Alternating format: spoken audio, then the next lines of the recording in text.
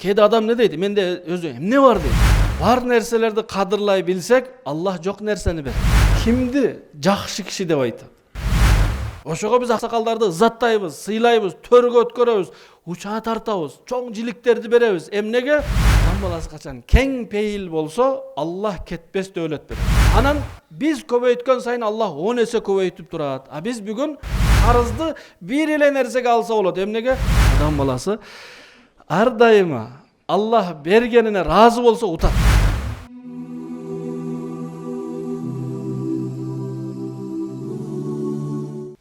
Адам баласы жашап, жашы бир кезге жеткенде, 70-тен өтүп, 80-ден өтүп калганда өзүнөн өзү бир сыфаттарга ээ болот.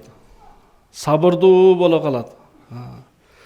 Кечиримдүү, оор басыктуу, түшүнүктүү, дүйнөгө көп кызыкпай калат. Бул албетте жакшы сыфат. Бирок ушул сыфаттардын жаштыкта болгондугу бул өзгөчө жакшы сыфат. Себеби картайып калганда бул сыфаттар өзүнөн өзү эле келет. Адам 70-тен өткөндөн кийин түшүнүп баарына жетип кечирет капа кылгандарды. Дүйнөнүн артынан анча куубай калат, тарынбай калат. Бирок ушул сыфаттар жаштыкта башкача баалуу. Жаш кезинде адам ошол сыфаттарга ээ болсо, бул ошол 70-80ге жеткенге чейинки жашоосу дагы кыйналбай жашайт эле. Эмнеге бизде макалдарды аксакалдар эле айтат. 70-тен өткөн, 80ге өткөн, алар өз тажрыйбасын, өз көрөгөчтүүлүгүн, басып өткөн, жашаган өмүрүнүн жыйынтыгын биз жаштарга айтып, силер дагы биздин ката кемчиликтерди кайталабагыла үчүн айтып кеткен сөздөрдү. Эмнеге 15 жашар, 20, 25, 30, 40 жашар адам ошондой сөздөрдү айта албайт? Сабырдын түйү сары алтын. Себеби өзү өмүр бою сабырсыздык кылып, кыйналып, анан бизге кыйналбасын, балдарым кыйналбасын деп балдарына осият кылып, мурас калтырып кеткен, сабырдуу болгула, сабырдын түйү сары алтын депчи. Дүйнөнүн артынан кууп бай болоюн деп жетпей, анан акыры айтканда, чыныгы байлык мал дүйнөнүн көптүгү эмес, чыныгы байлык көөдөнүн токтугу, жүрөктүн токтугу деп бекер айткан эмес. Муну 15, 25, 45 жашар адам айта албайт. Себеби ал адам эмнеде? Ошол кууп жүргөн учурда. Ошондуктан жакшы сыфаттарды жаштыкта өздөштүргөн өзгөчө баалуу. Себеби кыямат күнү адамдын өмүрү тууралуу бир суралат. 80 жыл, 100 жыл жашады, ошол 100 жылдык, 80 жылдык өмүр тууралуу бир суралып, анын ичинде жаштык тууралуу өзгөчө суралат. Эмнеге? Себеби жаштык бул өмүрдүн асыл кези. Күчү бар, эрки бар, көп нерселерди жасай ала турган кезинде жасабай, айтпай, кызыкпай жүргөндүгү бул чыныгы сыфаттын ээси. Көп акча тапкан адамды бай деп айтат. Акчасы канча көбөйсө ошончо бай деп айтат. Илими көп адамды алым деп айтат, илимдүү деп айтат. Күчү көптү баатыр деп айтат. Бирок кимди жакшы киши деп айтат? Кандай адамды бул жакшы киши деп айтат? Акчасы көптү бай киши десе, илими көптү илимдүү киши десе, күчү көптү баатыр киши десе, жакшы киши деп кимди айтат? Сыфаттуу адамды. Оор басыктуу, ой көтөрбөйт, текебирленбейт, кичипейил, не дейт? Жакшы киши. Кечиримдүү, капа болбойт, жакшы киши. Сабырдуу, жакшы киши. Берешен, жакшы киши. Демек, сыфат ээси болуу керек. Аллахтын астында дагы, эл арасында дагы жакшы киши деп аталуу үчүн. Ал эми ал ушул жаштыкта жакшы сыфатты өздөштүрүү менен келет. Ошол жакшы сыфаттардын бири жок дүйнөгө кызык болуу. Аллах кимге эмне берген болсо ошого разы болуу, макул болуу. Бир нерсени бербеди, мен ошого жетемин деп кызыгып, жанталашып, артынан кууган бар нерсеге шүгүрсүз кылып коет. Ага жете алабы, жете албайбы белгисиз, бирок бар нерселерди кадырлабай койгондуктан Аллах Таала аны дагы алып коет. Ошондуктан жок нерсенин артынан куубаш керек. Жок нерсе дегени, мисалы Аллах Таала ар бир адамга дүйнөдө жашоосу үчүн жетишерлүү тамак аш, кийим кече, жашай турган жер берген. Жакшылап ойлонуп карап көрсөк бар, жетет. Бирок биз унтулган, биз кызыккан нерсе бизде жок нерсе. Биз ойлойбуз ошол мага керек деп. Керек болгондо Аллах Таала берет эле. Жаш бала апасынан бычак сурайт. Апасы бирдемке кесип атса, талашат ошону. Оюнда бул мага керек бул. Бер деп апасынан сурайт. Апасы акылдуураак, чоңураак, билет бычак кереги жок, зыяндуу. Бербесе капа болот. Бербесе ыйлайт. Ийине талашат жаш бала. Ширеңке талашат.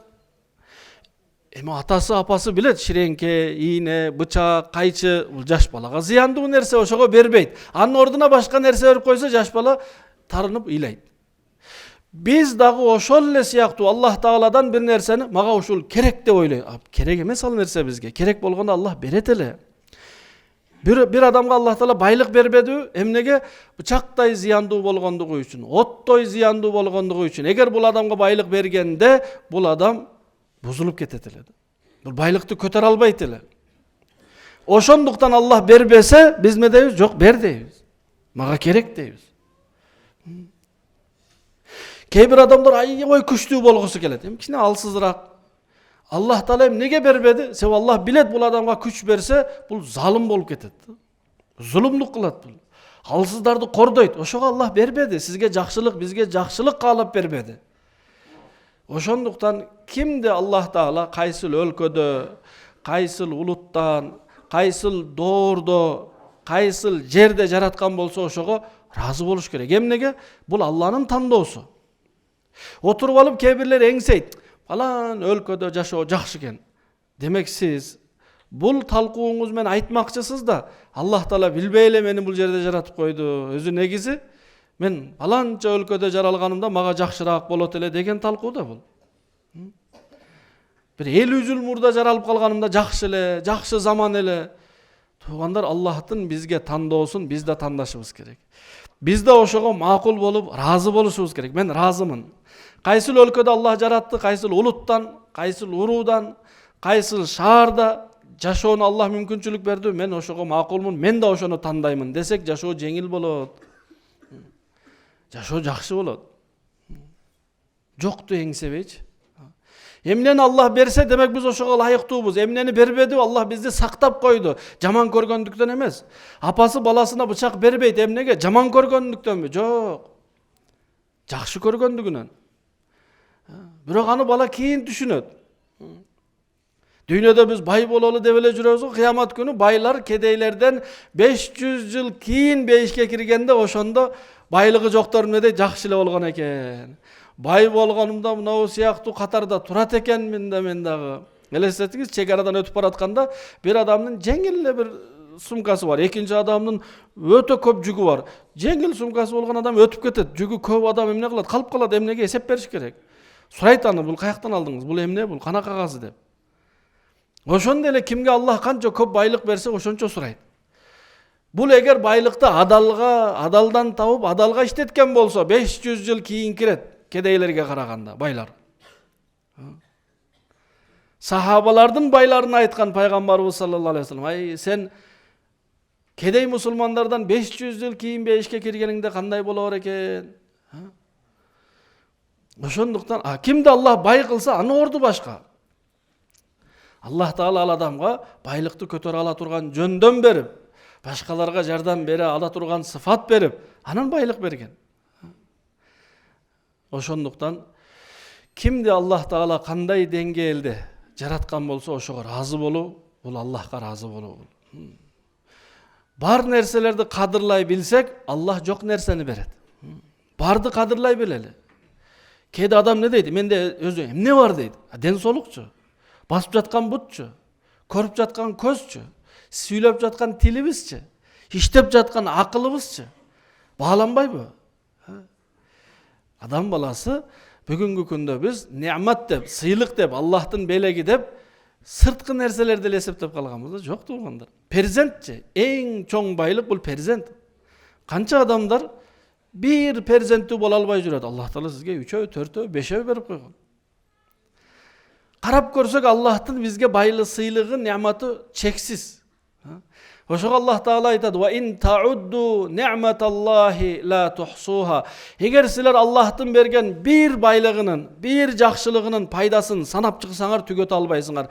Бир эле тилдин пайдасын караңыз. Сүйлөө үчүн эле эмес тил. Тилдин пайдасы, тил менен канча даамдарды билесиз. Тилде даам сезүү сыфаты жок болсо, мал да эле жей берет да адам. Бул даамдуубу, ачуубу, таттуубу, кычкылбу, ошонун баарын тил менен. Зикир чалып жатасыз. Субханалла, алхамдулилла, Аллаху акбар. Тил менен. Бирөөгө ичиндеги ой пикирин айтып жеткизе алып жатат. Тил менен. Тили жок болсо, не болот эле? Ушул бардык неаматтардан куру калат. Аллах жараткан бир эле кирпиктин канча неаматы бар. Аллаху акбар.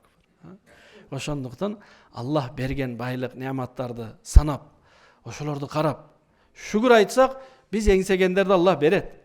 Бирок биз даяр болгондо берет да. Кээ бир нерселерди кээ бир адамдарга Аллах Таала берет. Бирок ошону менен алаксып кеткенде Аллах Таала кайра алып коет да. Аллах кимге эмне берсе, ошол бизди жакшылыктан тоскоол болбош керек. Үй менен, машина менен, баласы менен, байлыгы менен алек болуп, бул жакта намазды унутса, бул жакта орозону унутса, элге жакшылык кылууну унутса, анда эмне кылат? Аллах Таала бул адамга тоскоол болуп жаттыр деп алып коет да. Балаңызга велосипед алып бердиңиз, жакшы көргөндүгүңүздөн. Сиз жумуштан келгенде мурда чуркап келет эле, ата деп жаныңызга келет эле. Эми келсеңиз балаңыз жок көчөдө. Siz alıp bergen velosiped менен алек болуп, сизден алаксып калды. О, балам деп чакырсаңыз, азыр ата дейт дагы келбейди. Эртеси күнү кайра 1 сааттан кийин келет. Анан сиз отуруп ойлойсуз да, бул балам кичине менден алыстап кетти. Эмне кылыш керек? Велосипедди алып коем. Сиз балаңызды жаман көрөсүзбү? Балаңызга душмансызбы? Жок. Бул бала мен алып берген нерсе менен алектенип, менден алаксып калды деп велосипед алып койсоңуз, энди сиз келгенде чуркап келет, ата деп. Эгер сиз алып берген велосипедди сиз жок кезде минип, сиз чакырганда ошол жерде таштап туруп чуркап келсе, сиз эртеси күнү жаңысын алып бересиз. Мотоцикл алып бересиз. Машина алып бересиз. Эмнеге? Бул бала ал нерселер менен алек болбойт экен. Аллах Таала бир адамга берет. Бизге берет өзү. Баарыбызга эле берген. Бирок биз ошонун артынан болуп калганбыз. Азанчы хайя ала сала десе, барган жокпуз да. Бирөөлөргө жакшылык кылыш керек. Жок, азыр эмес. Мечит медресеге жардам бер. Жок. Жетим жесирлерге жардам бериш. Жок. Биз бүт жакшылыктан бизди ошол нерсе алаксытып койгондуктан Аллах эмне кылды? Бизге жакшылык каалап туруп ошону алып койду да. Ошондуктан инсан, адам баласы ар дайыма Аллах бергенине разы болсо утат. Каниет деген сыфат бар. Бул эмне дегени? Аллах бергенине макул болуп разы болуу. Өзү адамга дагы кайра сураган жакпайт да.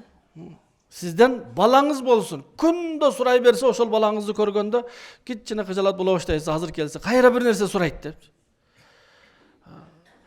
Пайгамбарыбыз саллаллаху алейхи ва саллям айткан: "Изхад фима индан нас юхиббукан нас." Элдин колунда бар нерсеге көңүл бурба, көз атпагын, кызыкпагының эл сени жакшы көрөт. Бирөөдүн жаңы алган машинесин айдап көрөйүнчү дей берсеңиз, жаңы алган машинеси өзү айдай элек, досу болосуз, макул берет. Бирок кыжалат болот да, эртеси күнү сиздин алдыңызга жаңы машинасын айдап келбейт, баары бир сурайт депчи. Келе бир айдап көрөйүнчү, келе бир кийип көрөйүнчү, келе бир бирөөдүн нерсесине кызыкпаш керек. Аны сүйүнүп, кубанып, куттуктап, жакшы болсун, ак жолтой болсун, куттуу болсун, берекелүү болсун деп батасын берип, бирок кызыкпасак эмне болот? Жакшы көрөт эл бизди. Анан эле кызыга берсеңиз, сурай берсеңиз, берип турчу, көрүп турайынчы дей берсеңиз эмне болот? Адам, ар бир адамга өз буюму, өз нерсеси жакшы көрүнөт. Ошондой эле дүйнөгө адам кызыга эле берсе, Аллах жакшы көрбөйт ал адам. Себеп бир жок нерсеге, дүйнөнүн ар бир нерсесине кызыга эле берген болбойт. Адамдарда бар нерсеге көз атпасак, адамдар жакшы көрөт, дүйнөгө көз атпасак, Аллах жакшы көрөт. Ар бир адам жакшы адам болгусу келет го. Элдин эң асты болуп, эл мени жакшы көрсүн. Анын жолу кандай? Ошол, кызыкпайбыз. Колдон келишинче бирөөдөн сурабайбыз, карыз сурабайбыз. Кайсыл адам качан карыз сурайт? Кыйналганда. Биз кыйнала электе баштайбыз да карыз сурапчы. Кичине кыйналалы. 1 күн, 2 күн, 3 күн. Кайсыл адам 3 күн кыйналса, эмнеден? Нан жоктуктан, тамак жоктуктан. Андай деңгээлге эч ким түшкөн эмес. Биз бүгүн кичине эле кыйналсак карыз алабыз да. Биздин биз негизи карыз алгандарыбыз анчасы эле дұрыс эмес. Бүгүн тойго карыз алат, машина алам деп карыз алат, үй алам деп карыз алат. Бул нерселерге карыз алган болбойт. Карызды бир эле нерсеге алса болот. Эмнеге? Тамак ашка карыз алса болот. Эгер жок, айлык кармалып жатат, кичине бир 1000 сом карыз берип туруңуз, сиз бериңиз аны. Ал келет Аллах буйрса. Машина алат эле бир 100 000 сом карыз берип туруңузчу. Машинеге карыз алган болбойт. Үй алайын дедим эле, той кылайын дедим эле бир 100 000 сом карыз берип туруңузчу. Бул карыз эмес, бул берес кайтпайт да. 3 күн нан жок кыйналган адам, бирок эч кимге айткан жок. Бир дагы адамдан сураган жок. 3 күн Аллах Таала 1 жылдык адал рызкы берет. Биз чыдабайбыз да биз. Биз 1 күн чыдабайбыз. Кечинде үйгө баралы, кечки тамак жок болсун, болду. Тополоң башталат. Эгер ошол күнү түштө да тамак жей элек болсок, болду, Аллах сактасын. Эми эртеси күнү эртең менен дагы кокусунан жей турган эчтеке таппай калсак, анда болду. Кичине чыдап үйрөнүш керек да. Адамдардан сурай берсе, адамдарга жакпай калабыз туугандар. Ошого Аллах бергенине шүгүр кылып, разы болуп жашай берсек, Аллах Таала көбөйтүп берет. Разы болдуңузбу, кайра көбөйтүп берет. Разы болдуңузбу, кайра көбөйтүп берет. Кайсыл деңгээлге чейин? Аллах менен элдин ортосунда сиз ортомчу болгонго чейин. Азыр бир ата Аллах менен 5 баласы bir аялдын ортосунда ортомчу. Аллах сизге берет, сиз 5-өсүн алып келип бересиз. Сизге берет, айлык бул Аллахтын бергендиги, ошол уул кыздарыңыздын, аялыңыздын рызкысы. Эми эгер биз башкалар менен дагы бөлүшүп баштасак, Аллах сизге көбүрөөк берет. Эмнеге? Сиз башкалардыкын да берип атасыз. Муктаждарды издейли, жетимдерди, жесирлерди, кыйналып жаткандарды издеп, ошолорго да жардам бере баштасак эмне болот? Аллах бизге көбөйтүп берет. Анан биз көбөйткөн сайын Аллах 10 эсе көбөйтүп турат. А биз бүгүн канча көп жерден келсе, ошонун баарын бир жерге чогултабыз да. Каяка? Мага, мен үчүн, анан ушул кишиге. Бирөө үчүн биз. Ошондуктан адам баласы качан кең пейил болсо, Аллах кетпес дөөлөт берет. Кең пейил адамга. Кең пейил дегени коркпойт бул. Эртең эмне жейм, түгөп калса эмне болот? Жок, бөлүшөт. Кошуналар менен, туугандар менен, достор менен. Ошондуктан бул сыфаттар картайганда келет. Жакшы. Ошого аксакалдар сыйлуу. Ошого биз аксакалдарды ызаттайбыз, сыйлайбыз, төргө өткөрөбүз, учаа тартабыз, чоң жиликтерди беребиз. Эмнеге? Себеби аксакалдарыбыз сабырдуу, берешен, кеңпейил, кичипейил, кечиримдүү. Эми жаштыкта эле биз ушул сыфаттарга ээ болсок эмне болот? Анда Аллах Таала аксакалдарга берген ызатты сизге эле берет, жаштыкта эле берет. Ошондуктан эми ал жашка жеткенге чейин күтпөш керек да. Жаштыкта эле ошол сыфаттар. Эми бул айтылды, сиз уктуңуз. Канткенде эми ошол сыфаттар келет, биринчиси ниет кылабыз. Болду, бүгүндөн баштап мен өзүмө иштейм, өзүмдү оңдойм. Сабырдуу, шүгүрлүү болом, канияттуу болом, кең пейил болом деп ниет кылабыз дагы, анан Аллахтан жардам сурайбыз. О Аллахым, мага жардам бер. Ушул сыфаттардын асылын мага бер. Анан өзүбүздү четтен көзөмөлдөйбүз. Мен сабырсыз болуп кетип аткан жокмунбу? Мен шүгүрсүз болуп кетип аткан жокмунбу? Мен текебир болуп кетип аткан жок. Өзүбүздү четтен байкайбыз. Колубуздан келсе жакындарыбызга айтып да коебуз. Мен кичине чектен чыгып барасам мага айтып койгула. Умар радиаллаху анху бир адамга атайын айлык төлөйт эле. Күндө келип мага айтып турасың. Умар, бир күн өлөсүң, ойлонуп жашагының деп айтып болду. Ушул эле сөз. Күндө келет эле. Ассаламу алейкум, алейкум ассалам. Ойлонуп жашаңыз, бир күн өлөсүз баары бир деп кетет эле. Анан бир күн келсе, Умар радиаллаху анху айтты, "Болду, эми бүгүндөн баштап келбей эле коюңуз" деди. Эмнеге? Сиз дагы дүйнөгө кызыгып кеттиңизби десе, айтты, "Жок" деди. "Мына карасаң, сакалыма ак түштү. Күндө мага ушул эскертип турат. Күзгүгө караганда ушул ак эскертип турат. Бир күн өлөсүң" деген. Ошого жаныбыздагы адамдарга да айталы, досторубузга, анан өзүбүздү көзөмөлдөйлү. Бүгүн бизге бирөө айтсын, Аллах сактасын, сен кичине текебир болуп баратасың десе, болду. Биз ал адам менен сүйлөшпөй коебуз. Ошого ким сизге кемчилдигиңизди айтса, демек чыныгы дос ошол экен. Дос күйдүрүп айтат деп бекер айткан эмес аталар.